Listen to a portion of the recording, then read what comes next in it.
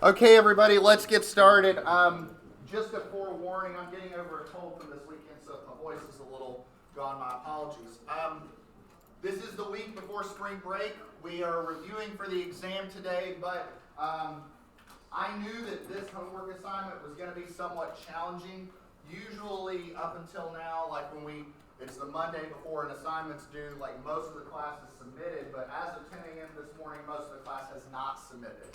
So I'm guessing you're still having some issues or challenges with it, which is fine. I kind of anticipated that. This assignment is very culminative, and as I posted on Teams, if you can do this assignment, you can do pretty much anything that you need to do in AutoCAD, because it really does combine pretty much everything we've been doing up until now. Like, there's a lot going on here.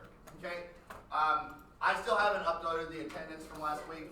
Again, I meant to do it this weekend, but I was sick all weekend. Like I said, the assignment from last week, the assignment today, the exam, that's probably going to be a spring break grading exercise. Don't have all that done by the time you get back. So just want to give you a heads up on that. All right, no more homework until after break. So after this assignment and the exam, you are good on this class through break. Okay, no assignments over break, unless you want one. You want one? No. That's what I thought. Okay, there we go. All right. Like I said, I'm going to be very, very brief on the exam review because I really don't have a lot to say. I want to be clear that this exam, first off, again, I use the word exam, but I like the word skill quiz better because it's really just a exercise of the skills that you've learned to date. What I'll say is that this experience will be very much like the last exam experience. You'll be given a set of instructions, produce a drawing, upload your solution. Like that's pretty much it. Okay?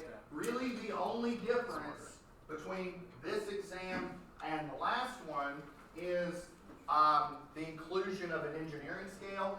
I'll probably give you some distances that you need to scale. The inclusion of dimensioning. You'll need to include some dimension annotations on the drawing. But by and large, it's going to be the same thing. Okay?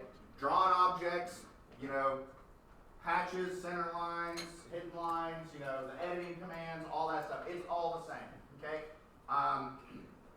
In fact, a lot of these, so I uploaded this PowerPoint today, and this is literally the same PowerPoint from Exam 1, really just with the inclusion of this stuff, the dimensioning commands. I put all the dimensioning commands here. I want to be clear, we're not using that dimension button with the sunshine, like the star symbol, the sunshine symbol. We're not doing that. We're using the individual dimensioning commands, okay? I still saw some folks during dimensioning, even last week, trying to use that command. It's a lot more difficult and tedious than it is just doing the individual ones. Trust me, it's a lot easier.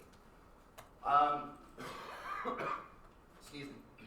Same idea with the including precision, miscellaneous commands, all that stuff. All that stuff is the same. The stuff with using your mouse, selecting objects. I did put some info here in these slides on using the engineering scale. I want to be clear because I still saw some folks doing this on Wednesday. The whole point of using an engineering scale is that you do not need to do any math. You do not need to do any computations or multiplying or scaling or anything like that. If you have a drawing where 1 inch is equivalent to 20 units and you measure a distance and it's 40 units, that's how long it is. It's 40 units, right? You don't need to break out a calculator to do any math. That's what it is, okay?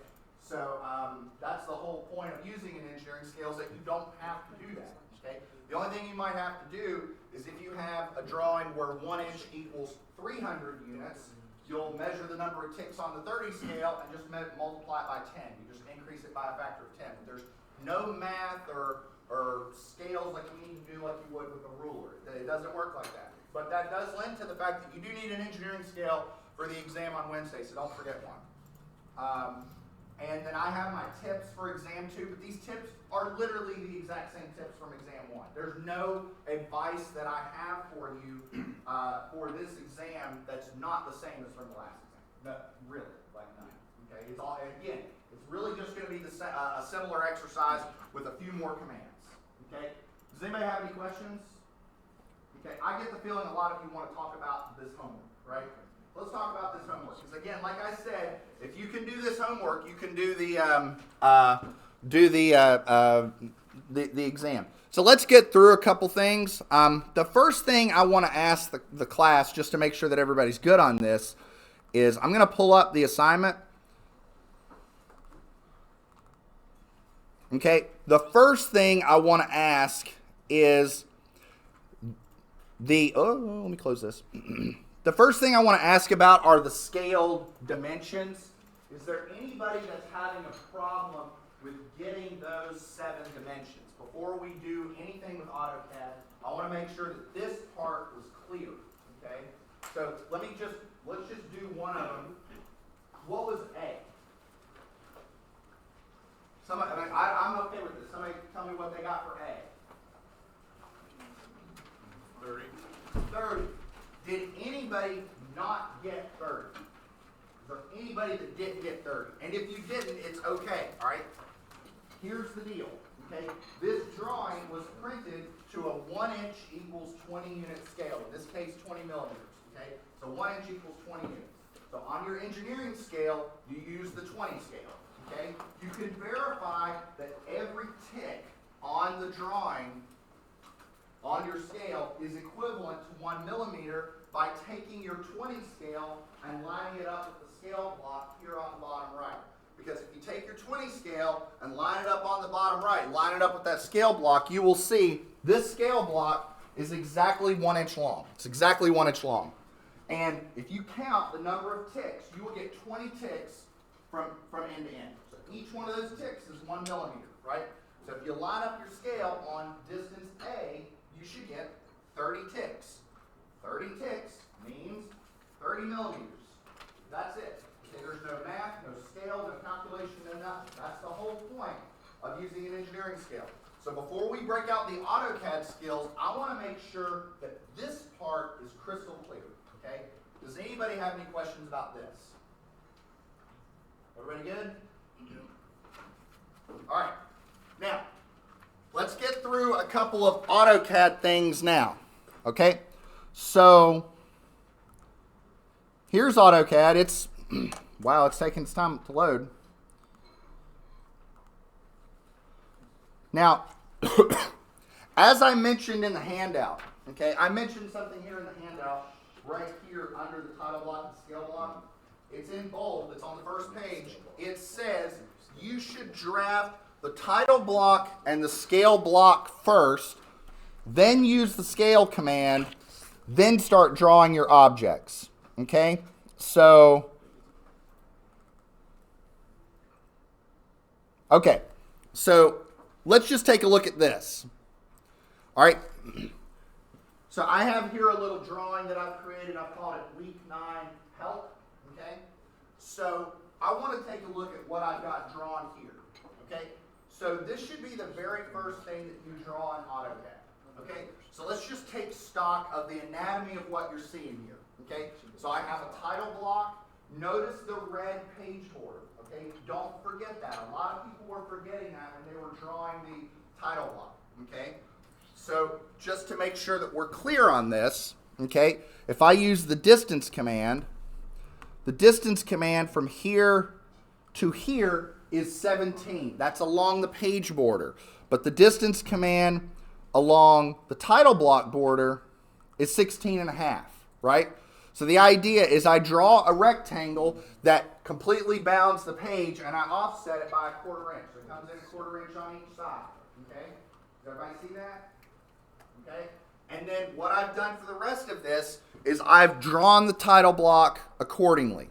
Okay? So by accordingly, I mean put all the text in, formatted all the text. Don't forget we're using Roman S. Don't forget we're doing that. Okay? And then my scale block. Okay? Now, a little bit about this scale block. Okay? This scale block right here, when it's all said and done, needs to be 1 inch long. Okay? Now, I've drawn this to perfect scale on the sheet. I mean, the page is 17 inches wide, 11 inches tall. So how did I draw this scale block? I'm going to show you right now how I drew the scale block. Okay?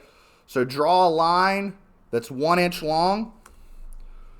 Draw, maybe offset it. I don't know, whatever you want to offset it. Maybe offset it 0.2 inches. I don't know. We'll offset it like this. Offset it like that. That's fine. It doesn't really matter. draw a line, and then just offset it by, I don't know, a quarter. Bam, bam, bam. And that's it, okay? And then to do the little checkerboard pattern, I used a hatch with a solid pattern. That's it. That's all there is to it, okay? All there is to it. I don't really care how thick it is. That doesn't matter to me, okay? So notice how this title block, like if I move it over here, like it's obviously way different from a scale, from a thickness standpoint. This one's really thin, this one's really thick. It doesn't matter. It doesn't matter how thick it is. What matters is that it is exactly 1 inch long when it's printed, okay? With me so far? Okay. Now, so before you draw anything related to the objects in the slightest, okay, what you should have is what you see here on the screen, okay? A fully complete title block, a fully complete scale block, and a page border. That's what you should have, okay? Everybody with me on that? Now, do you all remember the football field? Remember the football field, we had a really, really big object, and then we had a sheet of paper that the sheet of paper was too small, right? It didn't, the football field did not fit on the sheet of paper, right? The reason why is we hadn't scaled that, right? What did you all say the A distance was? 30. 30, right? So if I draw a line, so if I draw a line right here that's 30 inches tall, 30 units tall, it's way too big for the sheet of paper, right? You do not fix that by scaling the object. What you do is you scale the sheet of paper, okay? So let me go back to what we did for the title, or for the football field. Let's go back to that.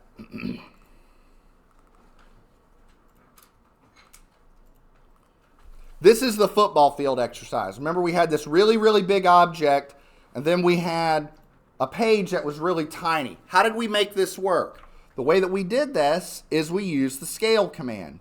We scaled it, and for the football field, we scaled it by a factor of 40. And by doing that, now the page is big enough so that it will fit the football field. Y'all remember that? Okay, same thing here, okay? So I'm going to close this and not save changes. So what you're going to do here, so here's the homework assignment. Again, the only thing I've drawn is the title block, the scale block, the page. I'm going to use the scale command. In this case, what's my scale factor going to be? Say it again. 20, right? 1, because that's what I told you I wanted the scale to be at the end. But 2, because if you draw all 3 objects, you'll see that you can really only fit it on a 1 by 20. You can't fit it on a 1 by 10. So we're going to scale this by a factor of 20. That makes this a lot bigger. But now, when I draw a line that's 30 units tall, now it can fit on the sheet of paper, right? Does that make sense? Okay, so before you start drawing front views, side views, top views, this is what you should do in AutoCAD, okay? Everybody with me on that? All right, before we move on, I want to make sure that this makes sense. Is there anybody that has any questions about this? Okay, all right, so if you've got that, okay, the only other things I will say is make sure your dimension style, your text style, your fonts, all that match here, and then get to drawing. Here's what I'm going to do. I'm going to give you all a few minutes to keep on working with your assignments because I want to waste and discuss any view questions, like what the front view should look like, what the top view should look like, until the very end. Okay? The only other thing I'll mention is that there are a lot of things in this handout that will answer your questions. Like, for example, if the center lines or the hidden lines are too small, this tells you how to scale them. Okay? So read it. Okay? Read it, and it'll go through it step by step how to do that. Okay? I'm going to give you all a few minutes, and then I'll come back to drawing the objects here in a bit. So you all get to work, and I'll walk around and see how everybody's doing. So.